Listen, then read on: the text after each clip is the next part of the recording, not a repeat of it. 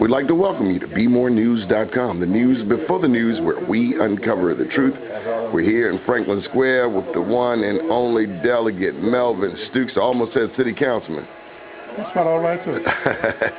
Here at Lenny's Barbershop. How are you, sir? I'm doing fine. How are you? Good, good. We just completed the 426th session of the Maryland General Assembly. What sayeth you, Mr. Delegate, top vote getter in the 44th?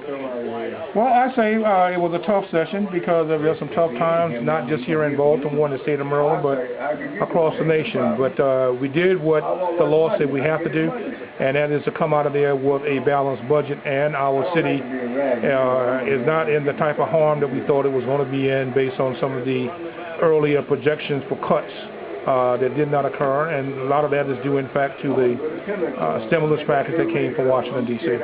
As it relates to the Maryland General Assembly and the state constitution, it also says that we must properly fund education. I understand that Maryland has the best funded schools in the nation. It has the best producing schools in the nation, ranked number one at this time. Number one funded, that I beg to question that. I think we finished somewhere in the middle of the 50 states. Maybe I'm just jaded because I'm looking at the quality of education in some of these schools, and I'm not convinced that we have the best schools.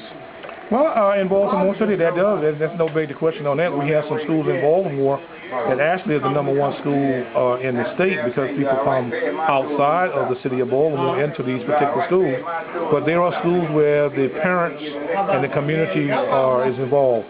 We have some schools in Baltimore. If I had my way, I would tear them down tomorrow. Okay, one of the things that you have been working on is multiple suspensions and how to deal with the young people who find themselves in that predicament.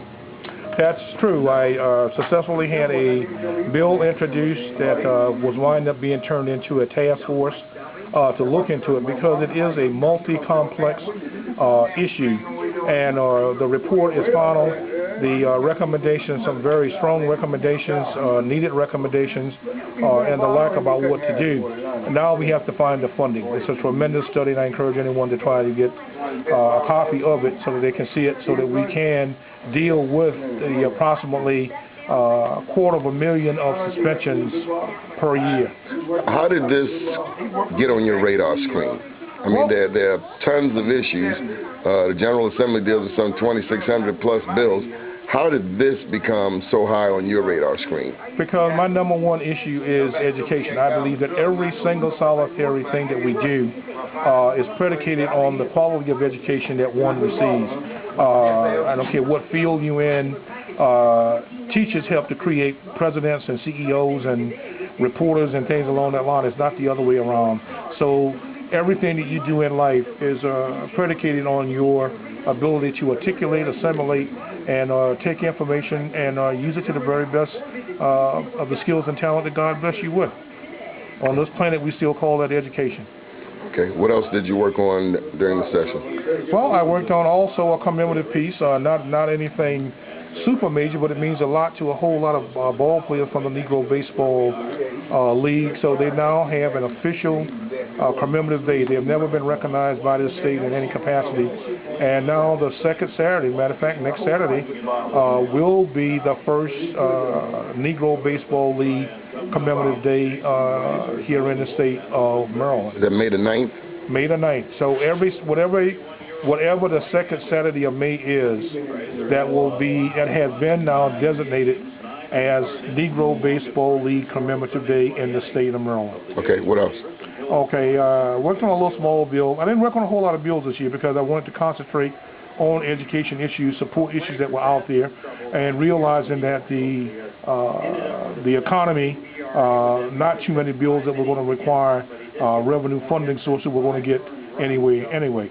I did introduce one that has controversy to it, but I've introduced that before, and that's the one that if your child don't go to school, pay the state back the amount of money that's been allocated for your child to go to school. And if they don't go and don't have excused legitimate absences, refund that money to the state so that other things can be done.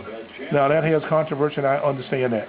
But I'm looking for any way that I possibly can to get our students in school so that they're not going to learn it on the corner. They're not going to learn it in candy shops and things along that line.